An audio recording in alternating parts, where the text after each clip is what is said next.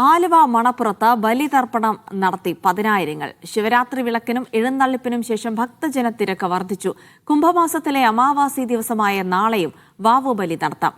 1500 പോലീസുകാരെയാണ് സുരക്ഷയ്ക്കായി വിന്യസിച്ചിട്ടുള്ളത്. പതിനായിരങ്ങളാണ് ആലുവ ശിവക്ഷേത്രത്തിലേക്ക് ഒഴുകിയെത്തുന്നത്. ആലുവ ശിവക്ഷേത്രത്തിലെ ഈ ഒരു ശിവരാത്രി ഉത്സവവും ബലിതർപ്പണമൊക്കെ പ്രത്യേകിച്ച് വലിയ വിശേഷപ്പെട്ട ദിനമായി, വിശേഷപ്പെട്ട പ്രാധാന്യമായി ഭക്തർ കാണുന്നു. നമുക്ക് ദൃശ്യങ്ങളിൽ കാണുന്നതുപോലെ തന്നെ ഈ ശിവരാത്രി വിളക്കിനും ശിവരാത്രി എഴുന്നള്ളിപ്പിനും ശേഷം വലിയ രീതിയിലുള്ള തിരക്ക് ഇവിടെ കാണാൻ കഴിയും. 116 ബലിത്രകളാണ് ഈ ആലുവ മണപ്പുറത്തിന് സമീപം ഇവിടെ ഒരുക്കിയിട്ടുള്ളത്. 300-ലധികം പുരോഹിതന്മാർ പിതൃകർമ്മങ്ങൾ നടത്താൻ വേണ്ടി ഇവിടെ സജ്ജമാണ്. അതോടൊപ്പം തന്നെ വലിയ രീതിയിലുള്ള ഒരുക്കങ്ങൾ നേരത്തെ തന്നെ പൂർത്തിയാക്കിയിരുന്നു. ഇവിടെ ഒരുക്കങ്ങൾക്കെല്ലാം തന്നെയും പ്രത്യേകിച്ച് ചടങ്ങുകൾക്ക് നേതൃത്വം നൽകുന്നത് തന്ത്രി മുല്ലപ്പള്ളി ശങ്കരൻ നമ്പൂതിരി നേതൃത്വത്തിലാണ്. 116 ബലിത്രകൾ തിരുവിതാംകൂർ ദേവസ്വം ബോർഡ് ഒരുക്കിയിട്ടുണ്ട്. അതനുസരിച്ച് ഇവിടെ ഭക്തർ ഇങ്ങോട്ടേക്ക് എത്തുകയും ഇപ്പോൾ ബലിതർപ്പണം ഇപ്പോഴും തുടർന്നുകൊണ്ടിരിക്കുകയാണ്. നാളെ അമാവാസി ദിനത്തിലെ വാവുബലിയൂടി നടത്താം. അതുകൊണ്ട് തന്നെ നാളെയും ഈ ഒരു ബലിതർപ്പണം തുടരുകയും ചെയ്യും.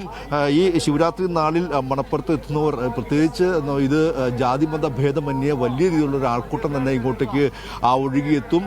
ഒരു മാസ കാലയളവ് നീണ്ടു നിൽക്കുന്നതാണ് ഈ ആലുവ ശിവക്ഷേത്രത്തിലെ ഈ ശിവരാത്രി ഉത്സവവും എന്ന് പറയുന്നത്. പ്രത്യേകിച്ച് ഇവിടെ വിശേഷ പൂജകൾ മാത്രമല്ല, അമ്യൂസ്മെന്റ് പാർക്കുകളുണ്ട്, വലിയ വ്യാപാര മേളകൾ ഉൾപ്പെടെ എല്ലാം തന്നെ ഉണ്ട്.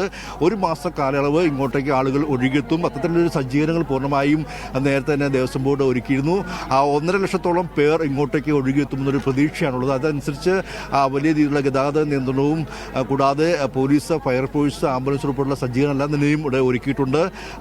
കൂടാതെ ഇവിടെ എത്തുന്നവർക്ക് 1500 പോലീസുകാരാണ് വിന്യസിച്ചിരിക്കുന്നത്. അങ്ങനെ വലിയ രീതിയിൽ വിപുലമായ രീതിയിലുള്ള ഒരുക്കങ്ങളും പൂർത്തീകരിച്ചുകൊണ്ട് ഈ ശിവരാത്രിയുമായി ബന്ധപ്പെട്ടുള്ള ഉത്സവങ്ങളും അതോടൊപ്പം തന്നെ വിശേഷാൽ പൂജകളും ബലിതർപ്പണവും എല്ലാം തന്നെയും ഇപ്പോഴും പുരോഗമിച്ചുകൊണ്ടിരിക്കുകയാണ്. പ്രത്യേകിച്ച് ഇവിടെ ഈ ബലിതർപ്പണം നടത്തിക്കഴിഞ്ഞാൽ ഇവിടുത്തെയുള്ള ഭക്തരുടെ ഒരു വിശ്വാസം എന്ന് പറയുന്നത് പരശുരാമൻ പ്രതിഷ്ഠ നടത്തിയ 108 ശിവക്ഷേത്രം ഒന്നാണ് ആലുവ ശിവക്ഷേത്രം എന്നുള്ളതാണ്. മാത്രമല്ല ത്രേതായുഗത്തിൽ ശ്രീരാമൻ പക്ഷിശ്രേഷ്ഠനായ ജഡായുവിന് അന്ത്യകർമ്മങ്ങൾ നിർവഹിച്ചത് ഈ ആലുവ ശിവക്ഷേത്രത്തിലാണെന്നൊരു ഐതിഹ്യമുണ്ട്. അങ്ങനെയെല്ലാം തന്നെ ഇവിടെ ബലിയിടുന്നത് വലിയൊരു വിശേഷാൽ പൂജയായി ഭക്തർ കാണുകയും ചെയ്യുന്നു.